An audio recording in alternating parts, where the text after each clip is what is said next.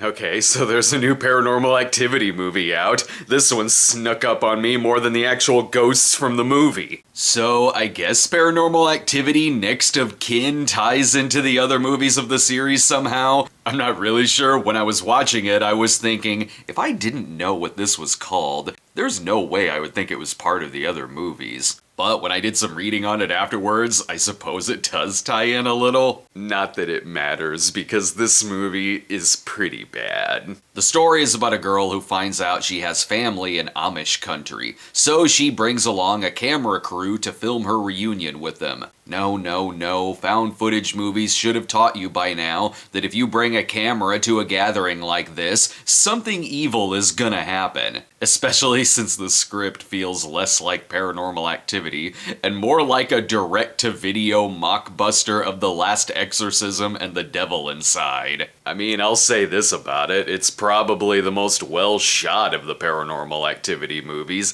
yet that's one of its biggest flaws. The movie looks less like a found-footage horror film and more like you're watching a mockumentary sitcom series. Like, ooh, here's the Halloween special where they visit Schrute Farms on The Office. They actually do have comedy characters in this movie that say things like, "That's what she said," more than once. It dusts off all the classics, like when he sees a haystack and says, "Oh, hey."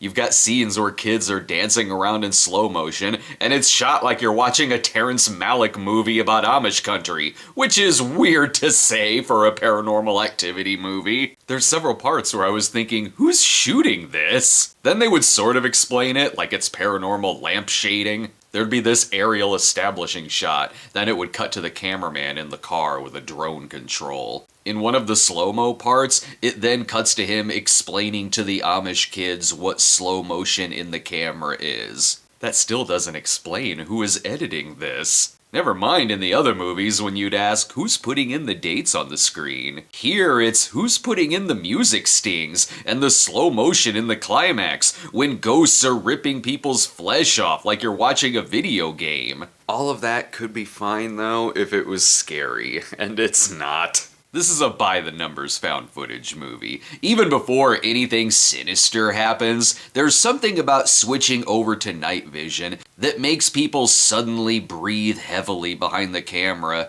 and say, "What is that? What is that? Oh my god, what is that?" Things will be set up and not explained, like the old lady carving her hand with a peeler, then it just cuts away and they go about their day on the farm, never mentioning it again. Everyone in this movie is an idiot. Aside from not trying like hell to leave this place once it gets weird, there's a part where they go into a locked church, find a giant pit with blood surrounding it, and their first thought is, hey, there's a harness, let's go see what's down there. The pit could be on a scale of fire ants to the river of slime or to the rancor, and it shouldn't matter because no one would go down that damn thing. Like all of the lesser Paranormal Activity movies, it's pretty much just writing off of its jump scares. Only it's a streaming movie, so I feel like I'm not getting the full effect. At least in the bad Paranormal Activity movies like Part 4, opening night was typically packed in theaters, so it would be kinda entertaining hearing everyone scream whenever one of the thousands of jump scares would happen.